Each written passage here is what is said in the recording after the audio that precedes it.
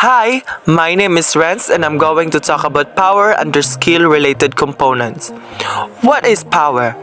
Power refers to the maximum force of a muscle group can apply in a short period of time. It is the ability of muscle to transfer energy and release its maximum force at a fast rate. One of the tests that measures your power is standing long jump test. Do you know what is standing long jump test? Well, standing long jump test is also called broad jump, consisting of a horizontal jump for distance. It was formerly performed from both standing and running starts as separate events. The main purpose of this test is to measure the explosive strength and power of your leg muscles. This activity will need two participants, the tester who will be doing the test and the facilitator who will record your score after the trial of the test. Equipment needed. This activity will need tape measure, meter stick or any measuring devices, marker or ball pen, and a tape. Procedure for the tester. Stand behind the takeoff line with feet parallel to each other. The tip of your shoes should not go beyond the line. Bend knees and swing arms backward once. Then swing your arms as you jump leaning on both feet. Try to jump as far as you can. Do not control the momentum of the jump. Continuously move forward. Must land on both feet. Perform the test twice in succession. Procedure for the facilitator. Place 0 point of the tape measure at the takeoff line after the jump. Spot the make where the back of the heel of the tester has tended nearest to the takeoff line. Record the distance of the two trials. Record the best distance in meters to the nearest 0.1 centimeters. The following do's and don'ts should be done on your checklist while performing the test. Do maintain an upright position. Do as you across the board. Do experiment on running styles that suits you better. Do compensatory action of the arms to give the momentum. Do landing drills to the practice schedule. Wear a proper attire. Maintain your speed at any cost. Do not attain much speed taking off from the heel. Do not attain the trunk too forward or backward. Do not imbalance during the flight. Do not position one foot below the other foot during the landing pace. This has been Renz Panos Capuzo's first BPA from Group 2. Hi, I am Jerry T. Berha and the fitness component I am tasked to explain and give the do's and don'ts of it is the flexibility test that is related to the skill component of fitness. Fast review for the flexibility. Flexibility is the ability of your joints to move to its full range of motion without breaking or jerking. Flexibility is greatly affected by age, gender, and body temperature. Being flexible has the benefit of good balance, prevent injuries, improve techniques, and reduces postural discomfort. One of the best skill tests in measuring your flexibility is the sit and reach test. Flexibility has the purpose to measure the flexibility of your lower extremities, particularly your trunk. The equipment for this test is a ruler and a meter stick. This test needs two people, the tester and the recorder. To start the test, the tester must warm up and wear proper attire that let the body move freely and extend into full motion. Sit on the floor with the back, head, and shoulder flat on the wall. Feet must be 12 inches apart. The proper position of the hand is to interlock the thumbs and position the tip of the fingers on the floor without bending your elbows.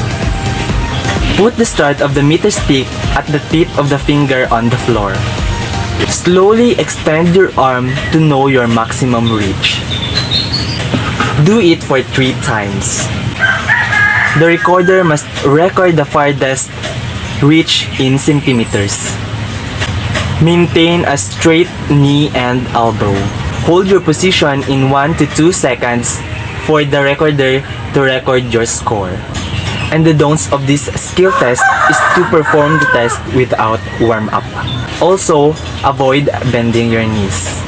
Those are the do's and don'ts of the sit and bridge test. Hi, good day everyone. I'm Francis Jan Bedanyo of 1DPSA. Today, I'm performing push-up under muscular strength. So what is push-up? A push-up uses your own body weight as well as our resistance, working your upper body and core at the same time. It is the ultimate move for developing upper body strength and shape, working the chest, shoulder, back, core, and forearms. So what are the muscles involved during standard push-up? The following muscles are targeted: chest muscle or pectorals, shoulder or deltoids, back of your arms or triceps, abdominals, the wing muscle there directly under your armpit called the serratus anterior.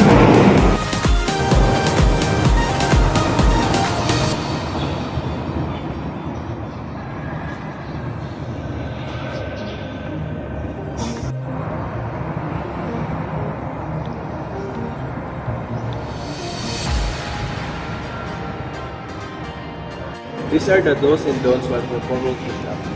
2. Perform partial reps in a full push-up position because it increases your range of motion as you get stronger until you're able to come all the way to the floor without losing form. Do as many full reps as you can, then drop to your knees and do more reps to failure. 2.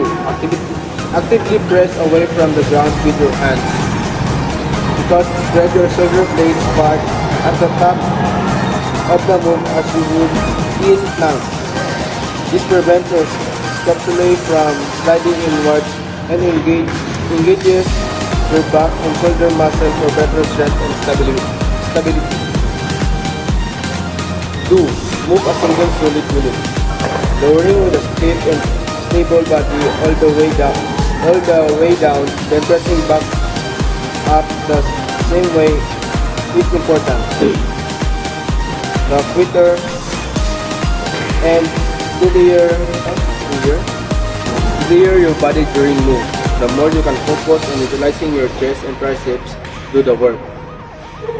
2. Change your hands and placement to change the emphasis of the move. The wider your hands are, the more you engage your legs. The closer your hands are, the more you engages your triceps. These are the don'ts. Don't raise the clock. Yes, push-up are hard and you want to get her done as fast as possible. But doing them slowly with conscious attention to form will translate into faster gains than cranking out 100 reps of slopes.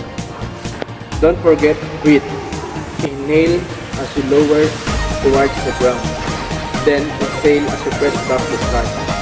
Oxygenated muscle perform better and you will be able to push out a few more reps to remember to breathe. Don't. Study the dirty floor between your hands. Your head weighs about 10 pounds, give or take, depending on your ego. And if you let it dangle between your shoulder and pulls your spine and upper back, let your chin and look in front of your hands about a foot. Also align your head with your spine. And lastly, don't be afraid to start on your knees. Assume the proper position. Get into your plank with your hands underneath your shoulder and your legs, fully extended behind your back, straight. Then drop your knees on the floor. Your body should make straight line from your knees through your hips to your shoulder and head. Hi guys, my name is CJ Breno from Group 2 and I'm going to present to you the paper juggling test. Paper juggling test is an example of coordination. So what is coordination? Coordination, it is the harmonious working relationship between the skeletal and the nerves in one aspect of movement. It is the ability to use the senses together with the body parts in performing tasks smoothly and accurately. What is the purpose of paper juggling test?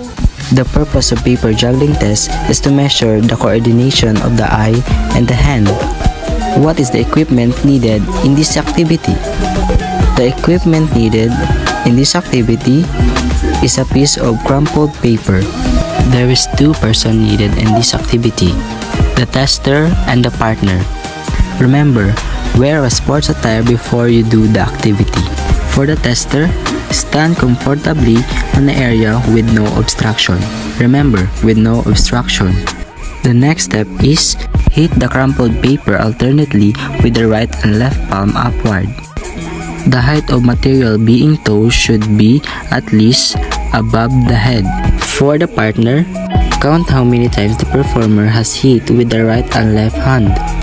Stop the test if the materials drops or after 2 minutes. There shall be 2 trials in this activity. The zone in this activity is don't do the activity if you haven't warmed up. That could be Hi, I'm Ruel Carilub Bungkag and I will demonstrate the speed and the balance. So the things first you must do, this is so very important. You must be flex your body or you have warm up, and don't forget to eat breakfast to avoid dizziness. So the things that you need to not do in speed in running is this. Do this if you running faster.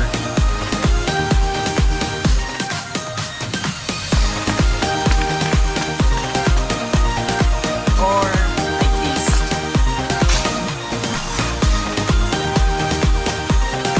It's because if you do that, you will be injured. So this is the proper if you run faster.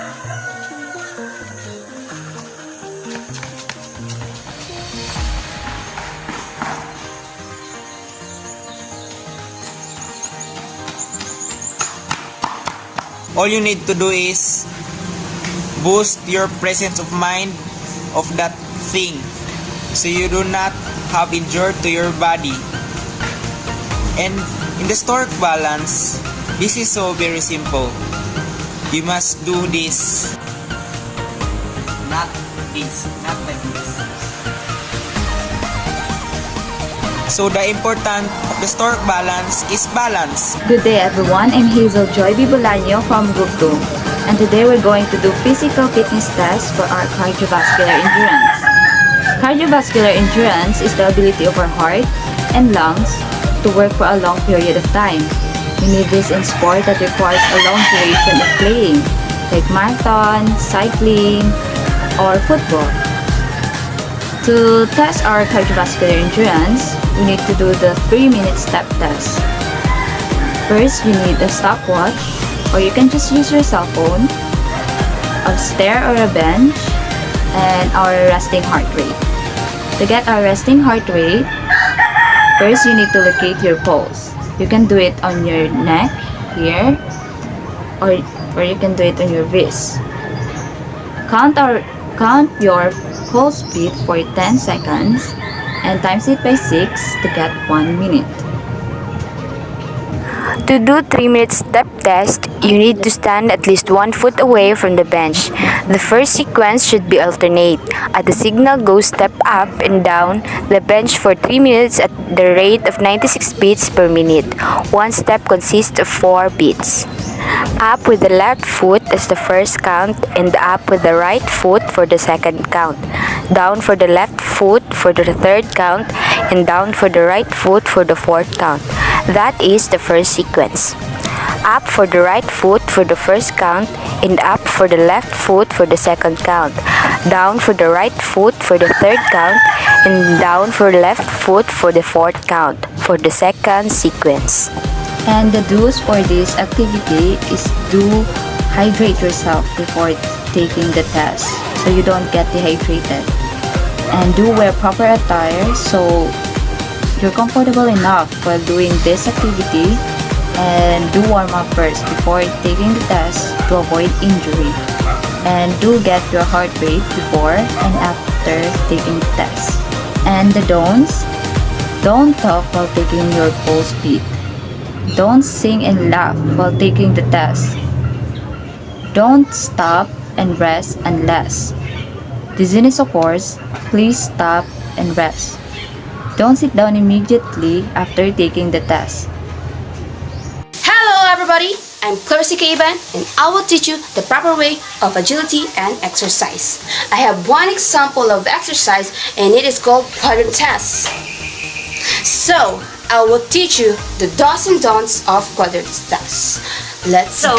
Before doing quadrant test, you need to wear your proper attire for exercise so you can be comfortable. Then, you should stretch or warm up your body before taking quadrant test to avoid injury or cramps.